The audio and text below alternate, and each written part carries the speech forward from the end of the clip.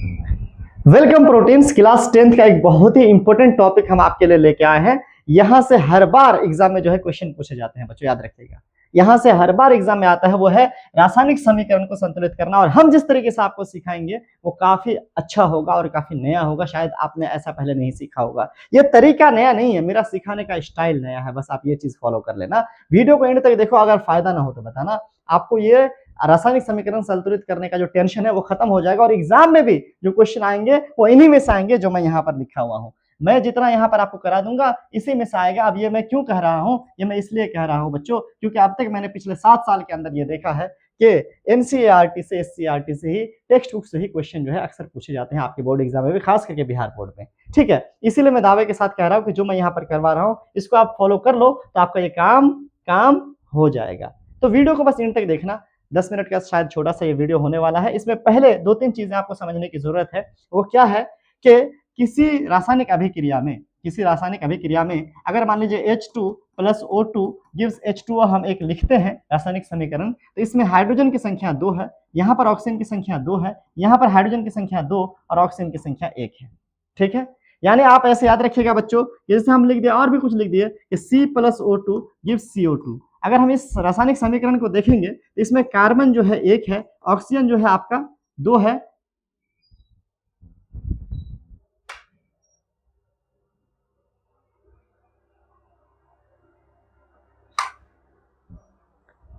Light का problem बच्चा लोग,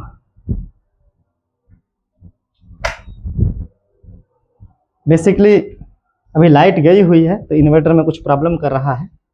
देखो, तो ऑक्सीजन की संख्या 2 है ना। यहाँ पर ये जो कार्बन है इसकी संख्या 1 है, और ये ऑक्सीजन की संख्या क्या है बच्चा, 2 है। तो कुल मिलाकर के बात यह है कि आपको ये वाला पता होना चाहिए, गिनने आना चाहिए कि नंबर ये जो लिखा रहेगा, अगर नहीं लिखा हुआ यहाँ पे 1 है, यहाँ पर 2 है, यहाँ पर 1 है, ये बहुत बेसिक चीज है। ठीक है, अगर हम आपको कोई और फॉर्मूला दे दें, अगर हम इसकी जगह पे आपको कोई और फॉर्मूला दे दें, अरे इतना छोटा, मान लीजिए हम दे देंगे H2SO4, क्या दे देंगे आपको, H2SO4। तो H2SO4 के अंदर याद रखिएगा कि हाइड्रोजन आपका यहाँ पर 2 है, सल्फर यहाँ पर 1 है और ऑक्सीजन यहाँ पर 4 है। अब ये बेसिक बात है, इसको समझने में कोई दिक्कत, कोई परेशानी बिल्कुल नहीं होनी चाहिए। अच्छा, अब एक और चीज, अगर मान लीजिए हम आपको एक देते हैं केमिकल जिसका नाम है एल्युमिनियम सल्फेट, यानी Al2SO4 का होल 3। ठीक है, यहाँ पर याद रखिएगा बच्चों कि एल्युमिनियम की संख्या क्या है, 2 है, सल्फर की संख्या 1, ऑक्सीजन की संख्या यही तो समझना है, सल्फर की संख्या 3 और ऑक्सीजन की संख्या 4 × 12। हाँ, यही समझाना चाह रहा था मैं आपको कि अगर ब्रैकेट आ जाए तो मैथमेटिक्स का ही रूल लगता है कि ब्रैकेट के बाहर वाला अंदर के सारे ही तत्व क्या हो जाएगा सर, अप्लाई हो जाएगा।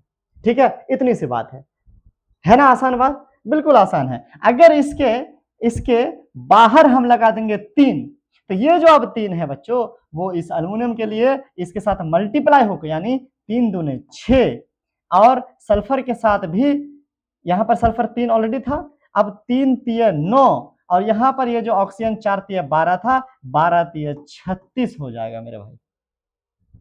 ये वाली चीज आपको समझने की जरूरत है कि ये किस तरीके से काम करता है।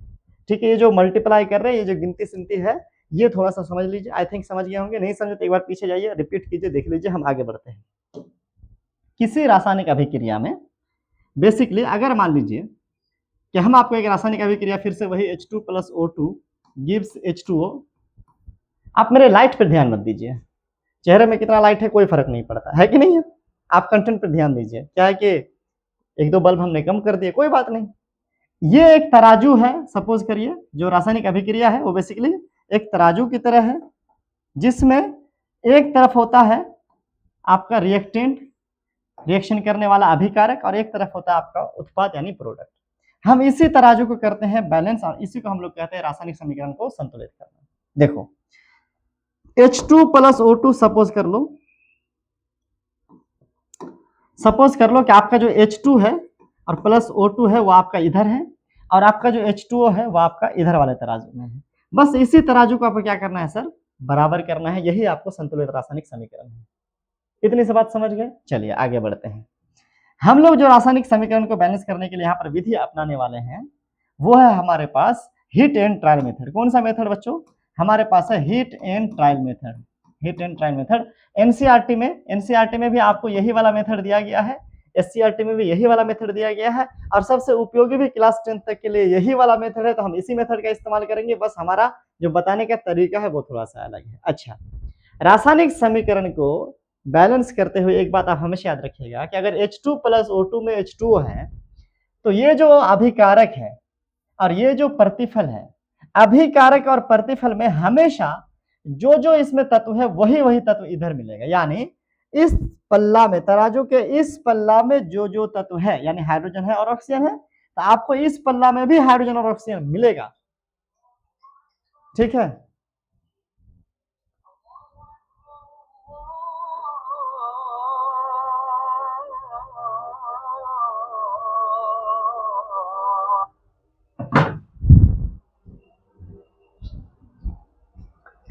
ऐसा कभी नहीं हो सकता है बच्चों, ऐसा कभी नहीं हो सकता है कि इधर आपका हाइड्रोजन ऑक्सीजन था और इधर आपका जो हाइड्रोजन ऑक्सीजन में से कोई एक चीज नहीं है। या ऐसा भी नहीं हो सकता है कि इधर आपका हाइड्रोजन ऑक्सीजन था और इधर अलग से नाइट्रोजन आ गया।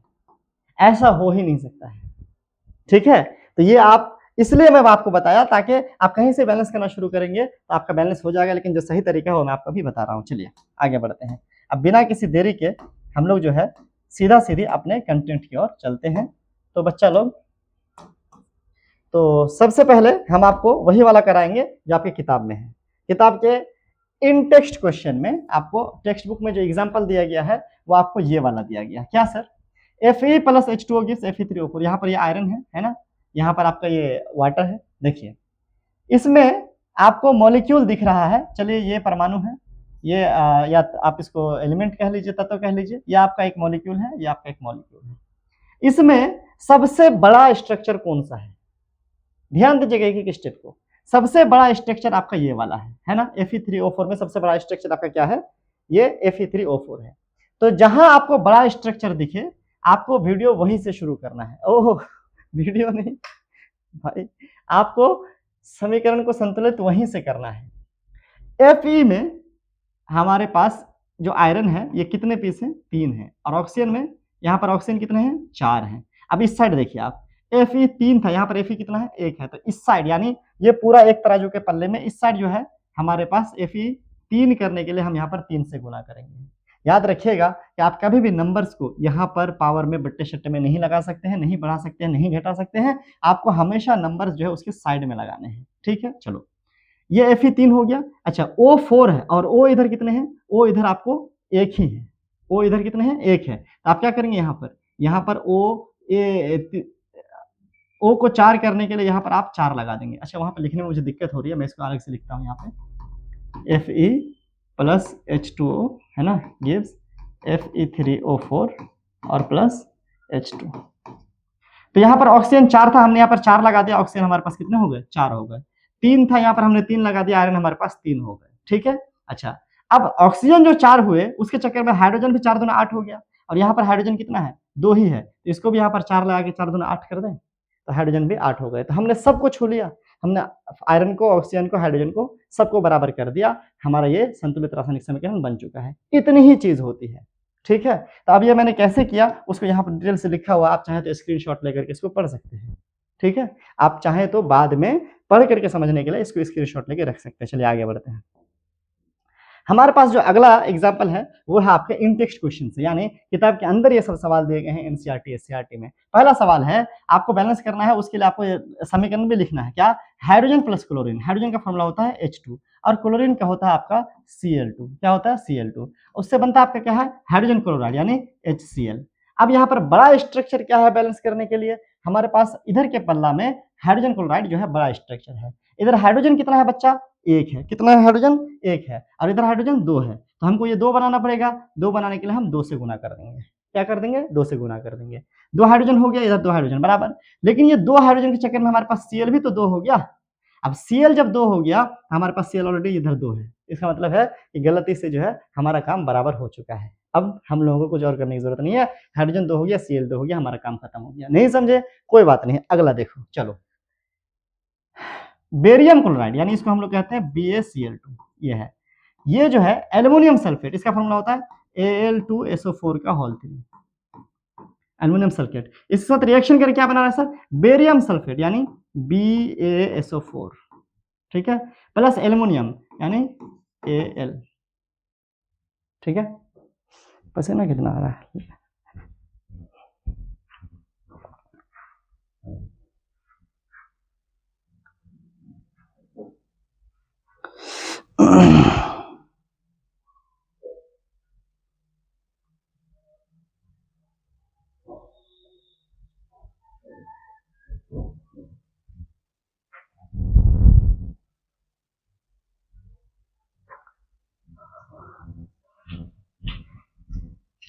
हाँ चलो भाई वापस आते हैं।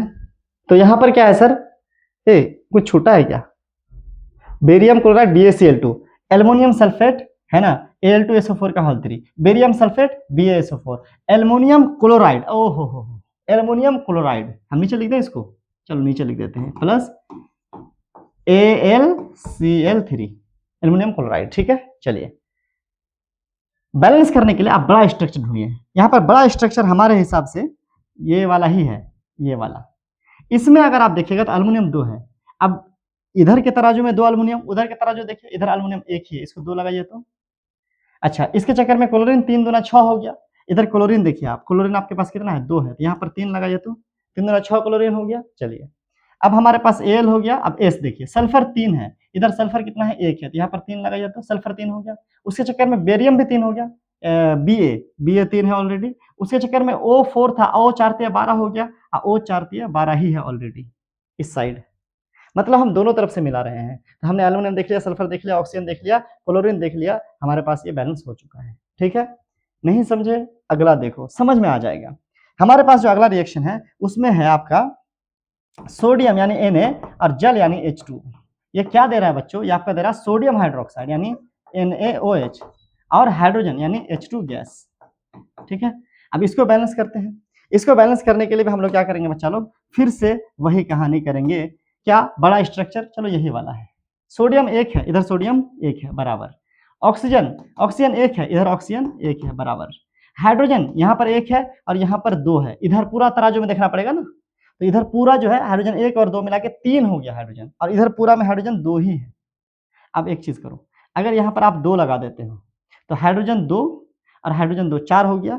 अब यहाँ पर अगर आप 2 लगा देते हो तो हाइड्रोजन क्या हो जाएगा, 2 दूना 4 हो जाएगा। लेकिन इसके चक्कर में गड़बड़ क्या हुआ कि ऑक्सीजन भी 2 हो गया, क्या हो गया, ऑक्सीजन भी 2 हो गया, यहाँ पर भी ऑक्सीजन क्या हो गया आपका 2 हो गया। मतलब यहाँ तक ठीक है, लेकिन सोडियम भी तो 2 हो गया, यहाँ पर सोडियम भी 2 हो गया। अब पहले सोडियम ठीक है था, 1 था, तो अभी सोडियम 2 हो गया, तो इधर भी 2 लगा के सोडियम को भी 2 कर दो।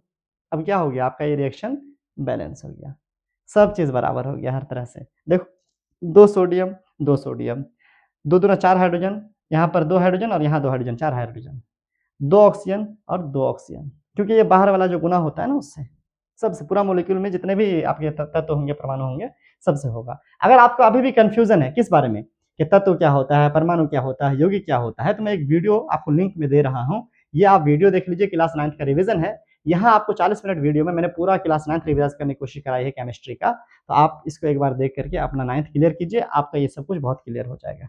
आगे बढ़ते हैं, हमारे पास इन टेक्स्ट क्वेश्चन में ही ये भी है, मतलब किताब के अंदर ही जो है ये सब सवाल भी आपको दिए गए हैं।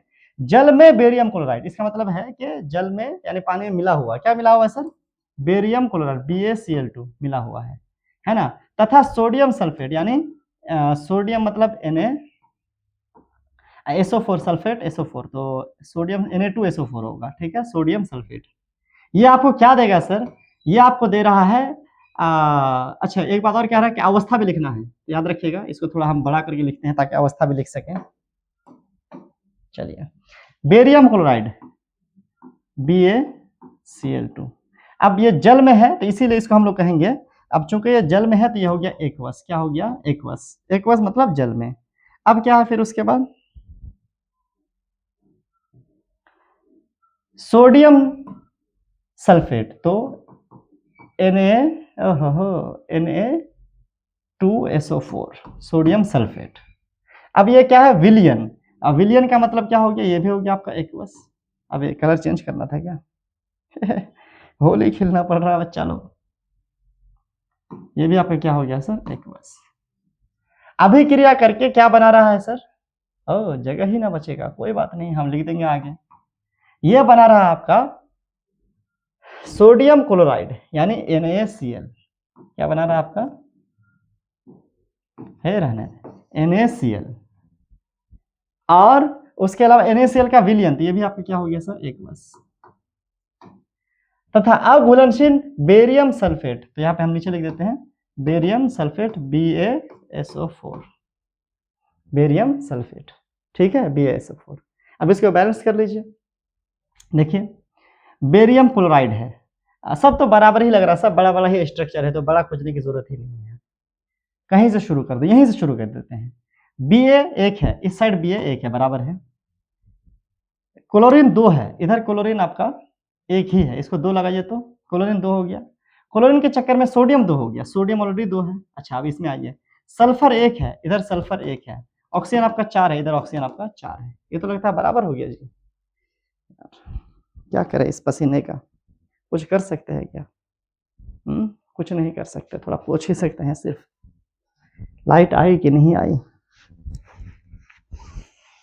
चलो भाई अगला जो क्वेश्चन है, लाइट आई लगता है,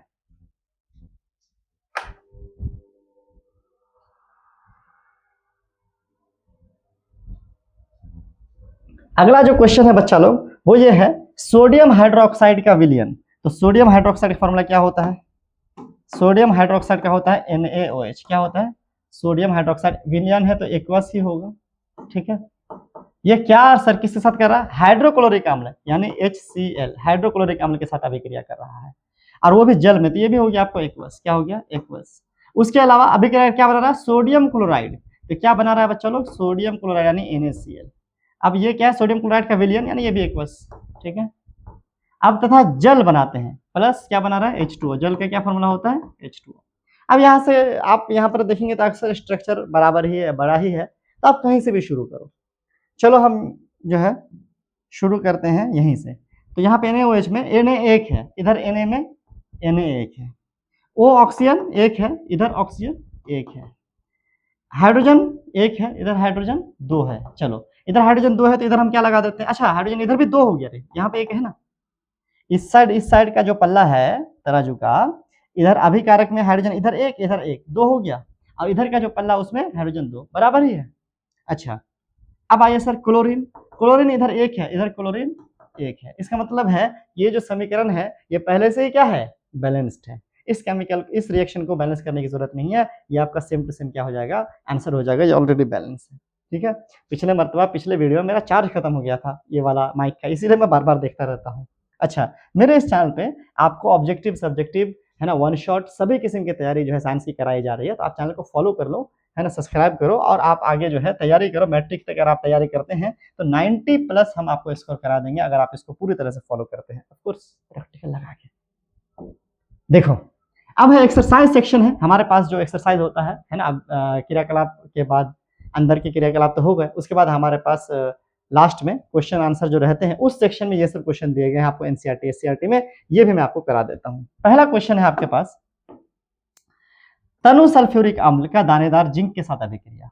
तो यहाँ पर याद रखिएगा सल्फ्यूरिक अम्ल का फॉर्मूला होता है H2SO4, किसके साथ अभिक्रिया कर रहा है, जिंक के साथ कर रहा है, ठीक है। ये क्या बनाएगा बच्चा लोग, याद रखिएगा, ये आपको दिया नहीं है, मैं आपको बता रहा हूँ, ये बनाएगा जिंक सल्फेट ZnSO4, है ना, और प्लस हाइड्रोजन गैस बनाएगा, बहुत सिंपल है। तो यहाँ पर किसी भी एक मॉलिक्यूल को उठा लो, आप वहां से बैलेंस करना शुरू कर दो। मान लो जिंक सल्फेट से अगर हम लेते हैं तो जिंक एक है, इधर जिंक एक है बराबर, सल्फर एक है, सल्फर एक है बराबर, ऑक्सीजन 4 है, ऑक्सीजन 4 है बराबर, ठीक है। हाइड्रोजन 2 है, हाइड्रोजन 2 है बराबर, इसका मतलब है कि सभी के सभी क्या है सर, यहाँ पर भी संतुलित है, आपको यहाँ पर भी कुछ करने की जरूरत नहीं है। अगले क्वेश्चन की ओर बढ़ते हैं। तनु हाइड्रोक्लोरिक अम्ल, तनु मतलब पानी में मिला हुआ ऑफ कोर्स, हाइड्रोक्लोरिक अम्ल का फॉर्मूला होता है HCl, किससे रिएक्शन कर रहा, मैग्नीशियम पट्टी यानी Mg यानी मैग्नीशियम से रिएक्शन कर रहा है, जाहिर सी बात है भी क्या बनाएगा, ये बनाएगा आपको MgCl, है ना, और प्लस हाइड्रोजन गैस, यही बनाएगा आपको। तो भाई इसको अब हम लोग बैलेंस कर लेते हैं, शुरू कहाँ से करेंगे, यही हमको बड़ा लग रहा है, यहाँ से करते हैं। चलो अब MgCl है तो Mg एक है, इधर Mg एक है, Cl यानी क्लोरीन एक है, इधर Cl एक है, हाइड्रोजन इधर 2 है, इधर हाइड्रोजन कितने हैं, एक है, इसलिए यहाँ पर हम 2 लगा देंगे, तो हाइड्रोजन 2 हो गया, 2 हाइड्रोजन होने के चक्कर में क्लोरीन भी 2 हो गया, यहाँ पर हम 2 लगा देंगे। अब 2 क्लोरीन के चक्कर में मैग्नीशियम भी 2 हो गया, तो यहाँ पर हम 2 लगा देंगे। तो अब इस तरीके से हमारा क्या हो गया, रिएक्शन बैलेंस हो गया। अब मेरी बात अगर नहीं समझ में आई, इसको रिपीट करो, एक बार फिर देखो, आपको समझ में आ जाएगा। ठीक है, चलो अगले क्वेश्चन की ओर बढ़ते हैं। तनु सल्फ्यूरिक अम्ल, यहाँ पर फिर से क्या हो रहा है सर, H2SO4 पानी में मिला हुआ तनु कह रहा है। ठीक है, किसके साथ रिएक्शन कर रहा है, एल्युमिनियम के साथ, यानी अल्युमिनियम Al के साथ रिएक्शन कर रहा है। यहाँ पर क्या बनाएगा, एल्युमिनियम सल्फेट बनाएगा, तो Al2SO4 का होल 3। ठीक है, और प्लस हाइड्रोजन गैस, वही हमेशा की तरह। ठीक है, प्लस हाइड्रोजन गैस। अब यहाँ पर इसको हम बैलेंस करने की कोशिश करते हैं। क्या है सर, बड़ा ये लग रहा है, एल्युमिनियम यहाँ पर 2 है, यहाँ पर एल्युमिनियम 1 है, इसको 2 लगाओ। चलो, सल्फर 3 है, यहाँ पर सल्फर 1 ही है, यहाँ पर 3 लगा के देखते हैं, तो सल्फर 3 हो गया। ऑक्सीजन 4 तिया 12 है, ऑक्सीजन 4 तिया, यहाँ पर 4 और यहाँ पर तिया, तो 4 तिया 12 ऑलरेडी हो गया, दोनों तरफ ऑक्सीजन बराबर हो गए। तो अब कुछ बचा क्या, हाइड्रोजन। हाइड्रोजन यहाँ पर जो हमारे पास 2 है, और हाइड्रोजन यहाँ पर 4 2 तिया 6 है, यहाँ पर कितना हो गया, 2 है और तिया 6 हो गया। यहाँ पर हम 3 लगा देंगे, तो 3 दूना 6 हाइड्रोजन हो जाएगा। इस तरीके से हमारा ये भी क्या हो गया, बैलेंस हो गया। अब यही जो 10 ठो है क्वेश्चन बैलेंस करने वाला, इतना ही से जो है आपको अक्सर जो है आपके एग्जाम में पूछा जाता है, जो अभी तक देखने को मिला है। अगर इसके अलावा भी कुछ आ जाता है तो भी टेंशन नहीं है, इस तरीके से करना है, बड़ा फॉर्मूला से शुरू करना है, दोनों तरफ से जो है अपने मन से डालते जाना है। ठीक है, गलती भी हो सकती है, एक बार में ना हो तो 2 बार में हो जाएगा, है कि नहीं है। जरूरी नहीं कि एक ही बार में सही हो जाए, हो सकता है 2 बार आपको करना पड़े, और यही सब का आप प्रैक्टिस कर लीजिएगा, तो एग्जाम में आपको कोई टेंशन लेने की जरूरत नहीं है, आपका काम हो जाएगा, जो भी अगर पूछेगा तो, और पूछता ही है अक्सर। ठीक है, चलिए, अगर आपने अभी तक लाइक शेयर नहीं किया है तो कर लो, लाइक कर लो, चैनल को सब्सक्राइब कर लो, और शेयर करो अपने दोस्तों के साथ, उनको भी एक जो है अच्छा वीडियो मिलना चाहिए, उनका भी हक है। ओके, मिलते हैं अगले वीडियो में, तब तक के लिए जो है have a great day, thank you so much.